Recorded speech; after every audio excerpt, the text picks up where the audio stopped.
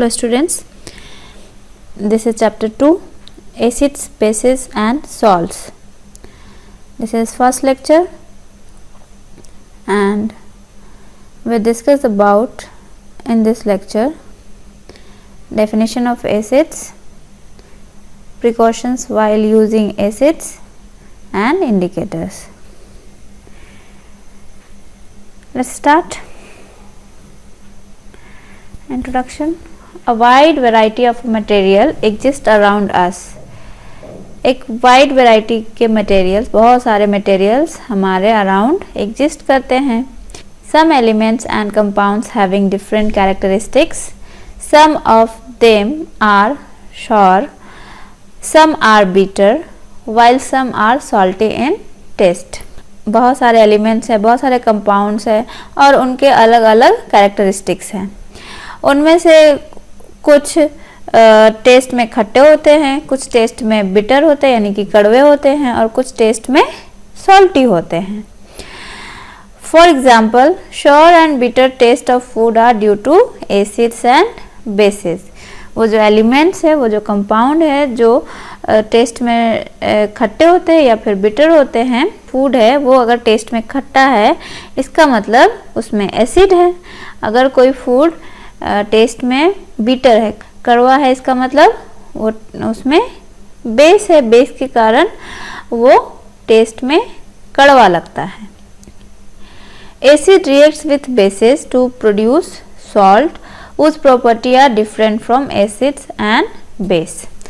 Acid जब base के साथ रिएक्ट करता है तब वो सॉल्ट प्रोड्यूस करता है ना, और इसकी प्रॉपर्टी जो है वो एसिड और बेस दोनों से डिफरेंट होती है. सॉल्ट की प्रॉपर्टी एसिड और बेस दोनों से डिफरेंट होती है. एसिड्स, अब एसिड्स क्या होते हैं? The term acids Latin word acidus. जैसा कि हम लोग जानते हैं जो टेस्ट में खट्टा होता है, टेस्ट में सॉर होता है, उसे हम एसिड कहते हैं. और ये एसिड वर्ड कहाँ से आया है?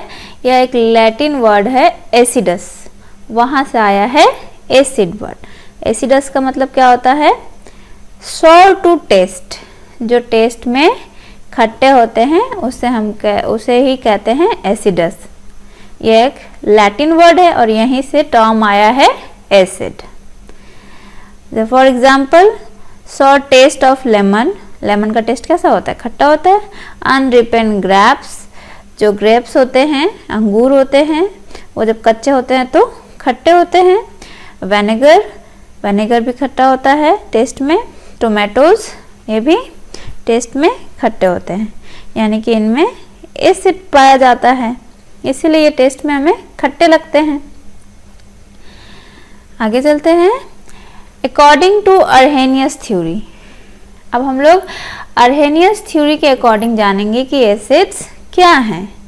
अभी तक तो हम यही जानते थे कि एसिड क्या होते हैं, जो टेस्ट में खट्टे होते हैं उसे हम एसिड्स कहते हैं. अब अर्हेनियस थ्योरी के अकॉर्डिंग हम जानेंगे कि एसिड्स क्या होते हैं. An acid is a substance which dissolve in water. It ionizes and release hydrogen ions. Hydrogen ions means H plus ion in solution. वैसा सब्सटेंस जो वाटर में डिजॉल्व होने के बाद H प्लस आयन देता हो, वैसे सब्सटेंस को हम लोग कहेंगे एसिड, है ना. जैसे ये HCl है. HCl को जब हम लोग वाटर में डिजॉल्व करते हैं तब ये H प्लस और Cl माइनस आयन देता है ना. टूट जाता है, दोनों H प्लस आयन में टूट जाता है और Cl माइनस आयन में टूट जाता है. तो ये H प्लस हमें दे रहा है, इसलिए HCl क्या हुआ? एसिड हुआ. HCl को जब हम लोग वाटर में डिजॉल्व करते हैं तो ये H प्लस आयन देता है, फिर ये H प्लस आयन H2O के साथ कंबाइन करके हाइड्रोनियम आयन बना लेता है. ये है हाइड्रोनियम आयन, है ना. और क्लोरीन आयन तो वैसे का वैसे ही रह जाता है. तो हम लोग दोनों तरीके से लिखते हैं, ठीक है. वैसे सब्सटेंस जो वाटर में डिजॉल्व होने के बाद H प्लस आयन देते हो उसे हम एसिड कहते हैं, या फिर वैसे सब्सटेंस जो वाटर में डिजोल्व होने के बाद हाइड्रोनियम आयन देते हैं उसे हम एसिड कहते हैं। दूसरा एग्जाम्पल है नाइट्रिक एसिड का HNO3। HNO3 को जब हम लोग वाटर में डिजोल्व करते हैं तो ये H+ आयन और NO3- आयन देता है। तो ये भी क्या दे रहा है, H+ आयन दे रहा है। H+ आयन दे रहा है तो क्या होगा HNO3, यानी कि नाइट्रिक एसिड क्या होगा, एक एसिड है। आर्हेनियस थ्योरी के अकॉर्डिंग हमने जाना कि एसिड जो होते हैं वो वाटर में डिजोल्व होने के बाद H+ आयन देते हैं। नेक्स्ट आगे चलते हैं हम लोग। Hydrogen ion do not exist as H+ ions in solution, they attach themselves to the water molecules to form hydronium ions, means H3O+ ions. Hydrogen ion solution में H+ के रूप में एग्जिस्ट नहीं करते हैं, वो H+ में टूटते हैं और टूटने के बाद वो वाटर के साथ रिएक्ट करके हाइड्रोनियम आयन बना लेते हैं, है ना। जैसे फॉर एग्जांपल H2SO4 है। H2SO4 को जब हम लोग वाटर में डिजोल्व करेंगे तब ये H+ आयन देगा और SO4 2- आयन देगा। अब ये H+ आयन क्या करेगा, ये वाटर के साथ रिएक्ट करके क्या बना लेगा, हाइड्रोनियम आयन बना लेगा, क्योंकि H+ जो है वो सॉल्यूशन में एग्जिस्ट नहीं करते हैं, वो तुरंत H+ में ब्रेक करते हैं और H+ से ब्रेक होने के बाद वो तुरंत वाटर के साथ कंबाइन करके हाइड्रोनियम आयन बना लेते हैं। आगे चलते हैं। Precautions while using acids. अब एसिड को यूज जब हम लोग करते हैं तो कुछ प्रिकॉशंस हैं जिसे हमें अपनाने पड़ते हैं। First precaution, white glass spectacles to use to protect eyes. हमें वाइट ग्लास स्पेकल्स मिलते हैं, वो यूज़ करना पड़ता है जब हम लोग एसिड से कोई रिएक्शन करवा रहे होते हैं तब। वो क्या करता है, हमारी आईज को प्रोटेक्ट करता है। Second, in case of acid Burns wash थ्रूली with water. अगर इन केस हमें एसिड हमारे हाथों पे या फिर किसी कहीं बॉडी के पार्ट्स पे गिर गया और वहाँ पे बर्न हो गया तो हमें तुरंत उस पार्ट को वाटर से वॉश कर लेना चाहिए। नेक्स्ट है, acids to be use in the laboratory should not be tested.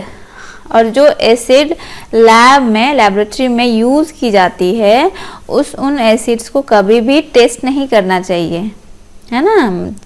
ऐसे टेस्ट नहीं करना चाहिए कि देखिए इसका टेस्ट कैसा है, खट्टा है कि मीठा है, वो नहीं टेस्ट करना चाहिए। For dilution acid must be added to water, water should never be added to the acid. और जब भी हम लोग डाइल्यूशन करते हैं यानी कि एसिड और वाटर को मिक्स कर रहे होते हैं, एसिड में वाटर ऐड कर रहे होते हैं, तो कभी भी हमें पहले एसिड लेके वाटर ऊपर से नहीं डालना चाहिए। हमेशा क्या करना चाहिए, हमें पहले वाटर लेना चाहिए और धीरे धीरे एक ग्लास रॉड की हेल्प से हमें एसिड उसमें डालने चाहिए वाटर में। नहीं तो क्या होगा, अगर हम लोग एसिड में ऊपर से वाटर ऐड करेंगे तो तुरंत वाटर और एसिड के बीच में एक्सोथर्मिक रिएक्शन होता है और अगर वो एसिड की बूंदें हमारे हाथों पे या कहीं भी पड़ गई बॉडी पार्ट्स पे तो वो उस जगह को बर्न कर सकती हैं। नेक्स्ट है indicators. What is indicators? Indicators वो होते हैं जिससे हमें पता चलता है कि कौन एसिड है कौन बेस है ना। इंडिकेट कर देते हैं कि ये एसिड है और दूसरा बेस है, या फिर किसी भी तरीके से वो इंडिकेट करते हैं, या तो कलर चेंज करके इंडिकेट करते हो या स्मेल चेंज करके इंडिकेट करते हो। तो इंडिकेटर्स कितने टाइप के होते हैं? 3 टाइप्स के होते हैं। First, natural indicators, second is synthetic indicators and third one is olfactory indicators. Natural indicators क्या होते हैं? जो नेचर में पाए जाने वाले प्लांट्स होते हैं उनसे हमें जो एसिड और बेस के बारे में हम पता लगा पाते हैं, वैसे इंडिकेटर्स को हम लोग कहते हैं नेचुरल इंडिकेटर। सिंथेटिक इंडिकेटर्स वो इंडिकेटर्स होते हैं जिन्हें लैब में तैयार किया जाता है, वैसे इंडिकेटर्स को हम लोग सिंथेटिक इंडिकेटर्स कहते हैं। ऑल्फैक्टरी इंडिकेटर्स वैसे इंडिकेटर्स होते हैं जो अपना स्मेल चेंज करके, अपना ऑर्डर चेंज करके हमें बताते हैं कि कौन एसिड है कौन बेस है। वैसे इंडिकेटर्स को हम लोग कहते हैं ऑल्फैक्टरी इंडिकेटर्स। अब हम लोग एक एक करके सारे इंडिकेटर्स के बारे में जानेंगे। तो फर्स्ट है नेचुरल इंडिकेटर्स। नेचुरल इंडिकेटर्स में कौन कौन से आते हैं? लिटमस आता है, टर्मरिक आता है, रेड कैबेज लीव्स आते हैं, coloured petals of some flowers such as hydrangea, petunia, geranium. ये सारे प्लांट्स नेचुरल इंडिकेटर्स कहलाते हैं। लिटमस के बारे में तो हमने सुना ही है कि जब हमें एसिड टेस्ट करना होता है तो हम लोग क्या करते हैं, ब्लू लिटमस को एसिड में डालते हैं, तब ब्लू लिटमस रेड हो जाता है ना। तो वो जो लिटमस है वो एक प्लांट से आता है ना। लिटमस जो होता है वो एक पर्पल डाई है, पर्पल कलर का कलर है। एक plant belonging to division thallophyte, ये एक प्लांट है जो कि थैलोफाइट डिवीजन से बिलोंग करता है। उसी डिवीजन में उसी में ये लाइकन आता है। उसी लाइकन से हमें ये लिटमस मिलता है जो कि पर्पल कलर का होता है। Action of acid on litmus हमें कैसे पता चलता है लिटमस के जरिए कि जो सॉल्यूशन हमने लिया है वो एसिड है या बेस है? तो acid change blue litmus to red. Acid क्या करता है, ब्लू लिटमस को रेड लिटमस में चेंज कर देता है। जब हम लोग एसिड में ब्लू लिटमस पेपर को डिप करते हैं तो वो जो ब्लू लिटमस पेपर है वो अपना कलर चेंज कर लेता है और किस कलर का हो जाता है, रेड कलर का हो जाता है। देखिए ये कोई सॉल्यूशन है, हमें अभी इस सॉल्यूशन के बारे में नहीं पता कि एसिड है या फिर बेस है। इसमें जब हम लोग ब्लू लिटमस पेपर डालते हैं तब ये थोड़ी देर के बाद अपना कलर चेंज कर लेता है और किस कलर का हो जाता है, रेड कलर का हो जाता है। इससे पता चलता है कि जो ये हमारा सॉल्यूशन है ये एसिडिक सॉल्यूशन है। अगर इसमें हम लोग रेड लिटमस पेपर डालते हैं तो इसका जो कलर है लिटमस पेपर का वो चेंज नहीं होता। अब उसी तरह action of base on litmus. अब हमें लिटमस से कैसे पता चलेगा कि जो सॉल्यूशन हमने लिया है वो बेस है? तो बेस क्या करता है, base change red litmus to blue. जैसे हम लोग बेस वाले सॉल्यूशन में रेड लिटमस पेपर को डिप करते हैं तो वो रेड कलर से चेंज होके ब्लू कलर में चेंज हो जाता है। तो ये हमने एक सॉल्यूशन लिया, सॉल्यूशन के बारे में हमें अभी नहीं पता है कि ये एसिडिक है या बेसिक है। तो इसमें जब हम लोग रेड लिटमस पेपर डिप करते हैं तब ये हमारा जो रेड लिटमस है वो कुछ टाइम के बाद ब्लू हो जाता है। तो इससे हमें पता चलता है कि ये जो सॉल्यूशन हमने लिया है वो कैसा सॉल्यूशन है, बेसिक सॉल्यूशन है। नेक्स्ट है सिंथेटिक इंडिकेटर्स। सिंथेटिक इंडिकेटर्स वो इंडिकेटर्स होते हैं जिन्हें हम लैब में तैयार करते हैं। इसके एग्जाम्पल्स हैं methyl orange and phenolphthalein. Methyl orange से हमें कैसे पता चलता है कि एसिड है या फिर बेस है?